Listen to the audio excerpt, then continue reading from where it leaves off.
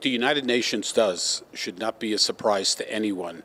Most of the countries in the United Nations, there are 168 countries in the United Nations, they don't know what the word civil rights means. They don't know what human rights means because they don't practice it in their own country.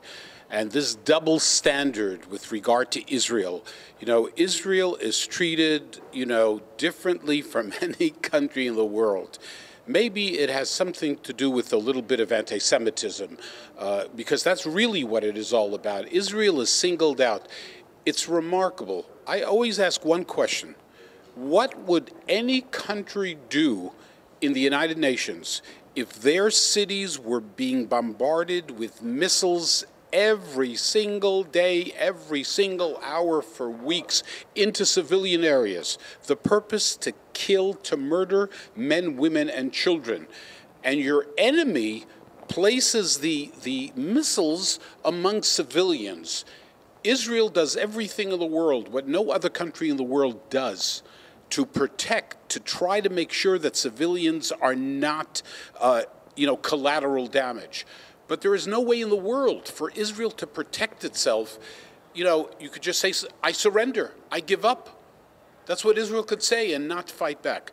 Right now, American airplanes are bombing in Iraq, in Syria, in Yemen. How many civilians have been killed? Have we read anything about civilians anywhere in the Middle East that American bombs are falling and innocent men, women, and children are dying as a result of those bombs? Nothing. We don't hear a word. We don't hear anything from reporters.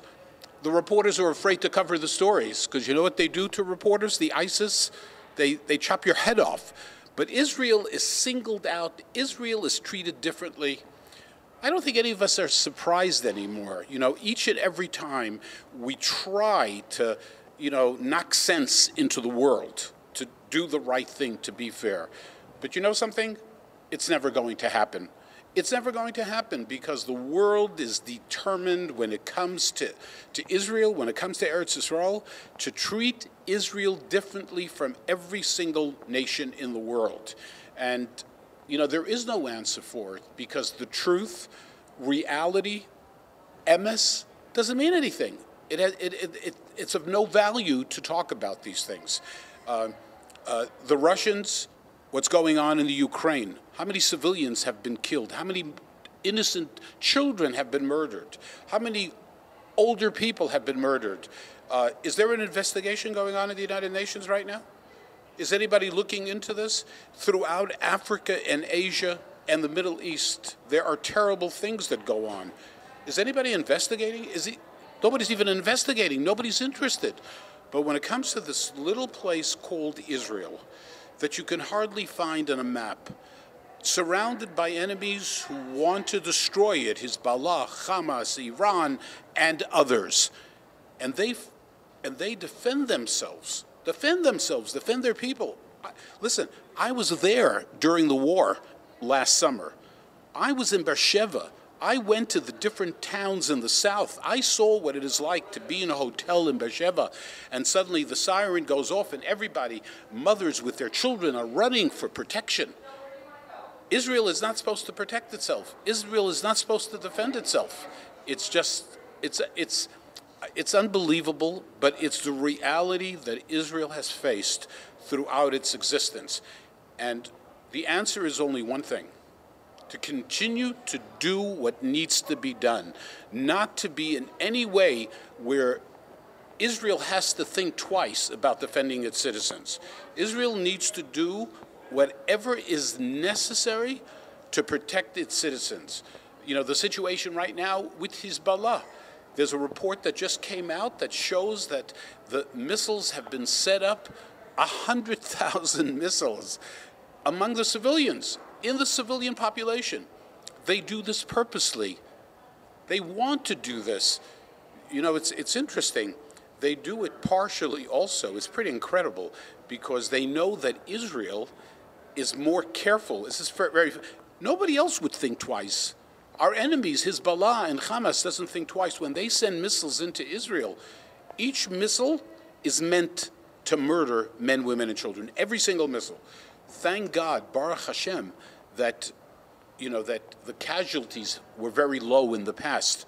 But every missile that comes from Gaza, every missile that comes from our enemies, it's meant to murder Jews, men, women, children. So Israel must continue to do exactly what it has been doing and not in any way to be intimidated by anyone. There's no question that BDS, we just had this in the New York State Legislature. We voted on a resolution against BDS. And I said, again, 168 nations in the world. And you have places like China, Russia, many other places in the world where there is no human rights, there is no civil rights. People are treated in a terrible, terrible, terrible way. Is BDS involved in any other country except Israel? When you pick Jews to go after, today people like to say, we're not anti-Semites. We like Jews. Some of my best friends are Jews. The truth is that anti-Zionism is anti-Semitism, and anti-Semitism is anti-Zionism. It's that simple. You can play, you can pretend, you can tell me your best friends are Jews, you can tell me you eat gefilte fish, it doesn't matter. The bottom line is that when you direct everything towards one single place in the whole world, and this is a place, there is more democracy in Israel than any other country in the world. Really, it's amazing the debate that goes on in Israel, the free press that goes on in Israel, the infighting in the Knesset that goes on. All of this is the sign of a beautiful democracy. And to pick on Israel, listen, what's new? It's a continuation of the anti-Semitism of history. And the people of Israel and the leadership of Israel should do what they need to do to protect the people of Israel, regardless of anything. The idea that the United Nations, some of the countries that are part of the Human Rights Committee, are countries that are the worst abusers of human rights in the world. They judge Israel? How can a bunch of murderers judge Israel that is defending itself, that is defending its citizens? One of the things about Israel cannot afford to lose once. Our enemies can lose one war, they can come back for a second, for a third, for a fourth. God forbid. We should be watching very carefully what's going on all over the Middle East. What Muslims do to Muslims, only imagine what they would do to Jews if they had the opportunity. If they had the opportunity, God forbid, to confront Jews, what would go on, the brutality that would go on, the murder, the mayhem that would go on. So Israel, be strong, have faith in HaKadosh Baruch Hu, have faith in God. Do what is right for the people of Israel to defend the people of Israel. Israel tries everything in the world to protect citizens of enemy countries. But you know what? What are you supposed to do? Again, I say to the world, I say to America, if bombs were falling in our local communities, bombs, missiles, rockets that were coming from neighboring countries, what would we not do to protect our people? And Israel is doing the same, except there's a double standard. Israel is different. You treat Jews differently from everyone else. Jews do not have a right to defend themselves. That's the attitude of the United Nations. They like when Jews are murdered. That's when we get sympathy from the world. When Jews are murdered, when Jews defend themselves, when Jews are strong, the world has a problem with us. They can't stand Jews that are proud, that are strong, that are defending themselves. That's what this is all about. Well, as far as fighting things like BDS and things like that, one of the biggest problems that everyone has been talking about for the past 60 years, and nothing has happened. They call it Hizbara.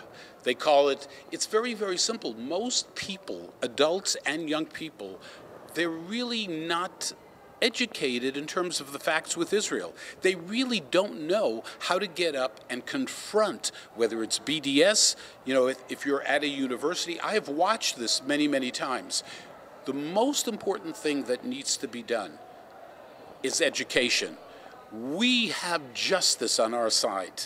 We have the answers on our side going back to the beginning of the State of Israel in 1948, and throughout the history of Israel. But most people are simply not educated. You need to study, you need to work, you need to read, and you need to read everything. This is one of the most important things that needs to be done. Everyone is now saying, we need to deal with BDS, we need to do many different things. I agree.